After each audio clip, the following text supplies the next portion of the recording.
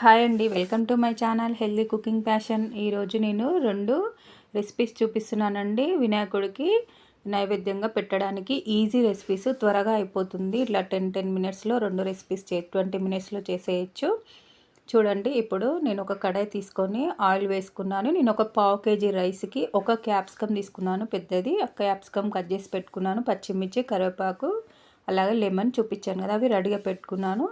ఇప్పుడు రైస్ కూడా వండి రెడీగా పెట్టుకున్నాను. పొడి పొడిలాడుతూ వండుకోవాలి. మంచిగా ఒక పావు కేజీ అంటే ఒక పెద్ద గ్లాస్ రైస్ తీసుకొని వండుకొని పక్క పెట్టేశాను.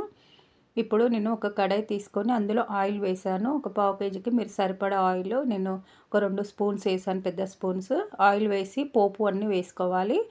మనకి ఎంత నచ్చితే అన్ని పప్పులు వేసుకోవచ్చు, ఎక్కువ వేసుకోవచ్చు, అలా నచ్చకపోతే కొద్దిగా కూడా వేసుకోవచ్చు. నేను కరెక్ట్గా వేసాను. పావు కేజీకి ఎన్ని పప్పులు వేయాలో అన్నీ వేసాను. స్పూన్తో ఒక స్పూను ఆవాలు, జీలకర్ర, 2 స్పూన్లు శనగపప్పు, 2 స్పూన్లు మినపప్పు, అలాగే పల్లీలు ఒక 3 స్పూన్లు అలా వేసాను చిన్న స్పూన్తో.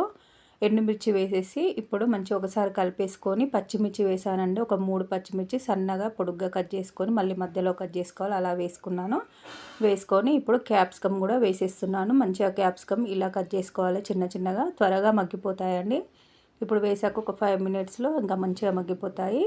కరివేపాకు కూడా వేసుకోవాలి, అలాగే ఇంగువ, పసుపు కూడా వేస్తున్నాను. కొంచెం ఇంగువ కంపల్సరీ వేయాలి, పులిహోరలో చాలా బాగుంటుంది. పసుపు కూడా వేసేసుకొని మంచిగా కరివేపాకు వేసి ఒకసారి కలిపేసుకొని మంచిగా పొడి పొడిలాడుతూ వండుకున్న రైస్ని ఇప్పుడు వేసి కలిపేసుకుంటే ఇంకా పులిహోర రెడీ అవుతుందండి. చాలా బాగుంటుంది. ఒకసారి తప్పకుండా మీరు ట్రై చేయండి. ఇలా ఈజీగా అయిపోతుంది. చింతపండు ఉడకబెట్టి అదంతా ప్రాసెస్ కాకుండా ఇలా ఈజీగా అయిపోతుంది. ఇప్పుడు కొబ్బరి వేసానండి. ఇది వేసుకుంటే చాలా కమ్మగా ఉంటుంది. మీకు నచ్చకపోతే స్కిప్ చేయండి. కొంచెం వేసాను, ఒక 2-3 స్పూన్స్ అంతా తురిమేసి వేసాను. మీరు దేవుడికి ప్రసాదంలాగా పెట్టాలనుకుంటే ఫ్రెష్గా వేసుకోండి. లేకపోతే ఇంకా మీరు తినడానికైతే ఇంకా మీరు కొట్టిన కొబ్బరికాయ తురిమి కూడా వేసుకోవచ్చు. ఇందులో మెయిన్ ఇంగ్రీడియంట్ జీలకర్ర మెంతుల పొడి అండి. నేను ఎప్పుడూ పెట్టుకుంటాను. 2 స్పూన్లు జీలకర్రకి 1 స్పూన్ మెంతులు చొప్పున, అలా మీరు ఎంత క్వాంటిటీ కావాలంటే అంత ఫ్రై చేసి డ్రై రోస్ట్ చేసుకొని పౌడర్ లాగా చేసి స్టోర్ చేసుకుంటాం. పులుసులో ఎందులోనైనా వేస్తారు. నేను నిమ్మకాయ పులిహోర చేసినప్పుడు ఖచ్చితంగా ఇలా వేస్తాను. అలాగే కొంచెం జీలకర్ర మెంతుల పొడి వేసాను, ఒక 1/2 స్పూన్ వేసాను. వేసి ఇప్పుడు మంచిగా అన్నం పొడిలాడుతూ వండుకున్న అన్నం వేసేసి మంచిగా ఒకసారి మొత్తం కలిపేసుకోవాలి. సాల్ట్ కూడా వేస్తున్నాను చూడండి, 1.5 స్పూన్ సాల్ట్ వేసాను. మీరు టేస్ట్కి తగ్గట్టు వేసుకోండి. వేసుకొని ఒకసారి మంచిగా నిమ్మకాయ పిండేసుకొని, ఒక పెద్ద నిమ్మకాయ పిండాను చూడండి. మొత్తం నిమ్మకాయ పిండాక మంచిగా మొత్తం అన్నీ కలిసేలాగా కలిపేసుకోండి. మొత్తం పోపు అన్నంకి అంతా పట్టేలాగా కలిపేసుకోండి. అన్నం మాత్రం ఖచ్చితంగా మంచిగా పొడి పొడిగా వండుకోవాలి. మెత్తగా ఉంటే అస్సలు బాగుండదు పులిహోర. మంచిగా ఇట్లా వండుకున్న రైస్ని వేసి ఇలా మంచిగా కలిపేసుకుంటే చూడండి మంచిగా ఎంత కలర్ఫుల్గా ఉందో.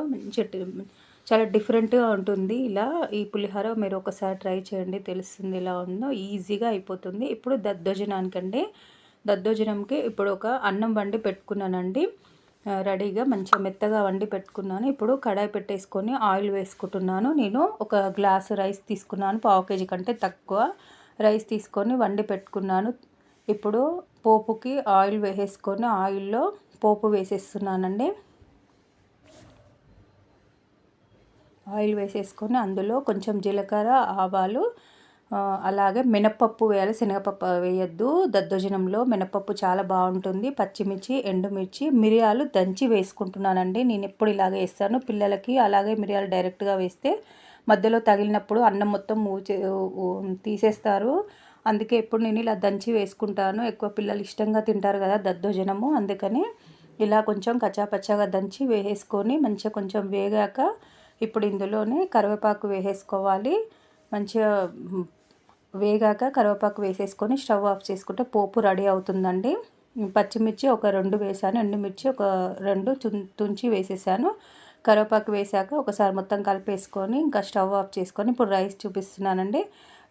నేను రైస్ మెత్తగా వండుకున్నానండి. ఒక గ్లాస్ రైస్కి నేను చూపిస్తున్నాను చూడండి గ్లాసు.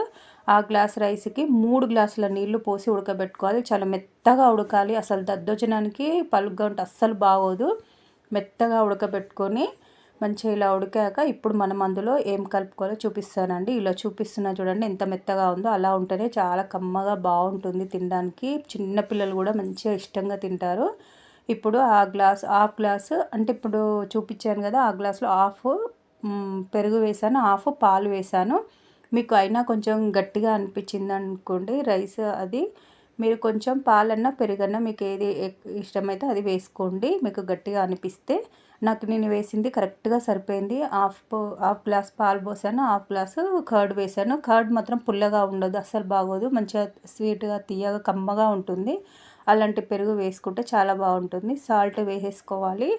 సాల్ట్ ఒక స్పూన్ వేస్తున్నాను. మీరు నైవేద్యానికి పెట్టాలనుకుంటే నేను వేసిన స్పూను కరెక్ట్గా సరిపోతుంది. నిండుగా వేస్తే మీరు చూసుకోవచ్చు. ఒకవేళ ఇంట్లో తినడానికి చేసుకుంటే చూసి సరిపోకపోతే వేసుకోవచ్చు. నేను వేసింది ఇప్పుడు కరెక్ట్గా సరిపోతుంది, ఒక స్పూను. ఆ గ్లాస్ రైస్కి నేను అదే గ్లాస్ రైస్తో 3 గ్లాసెస్ వాటర్ వేసి ఉడికించుకున్నాను. అలా మెత్తగా ఉడికితేనే చాలా బాగుంటుందండి దద్దోజనము. చూడండి ఇప్పుడు మంచిగా ఒకసారి మొత్తం కలిపేసుకున్నాం కదా, పాలు పెరుగు రైస్లో మంచిగా కలిసేలాగా సాల్ట్ వేసి కలిపేసుకున్నాము.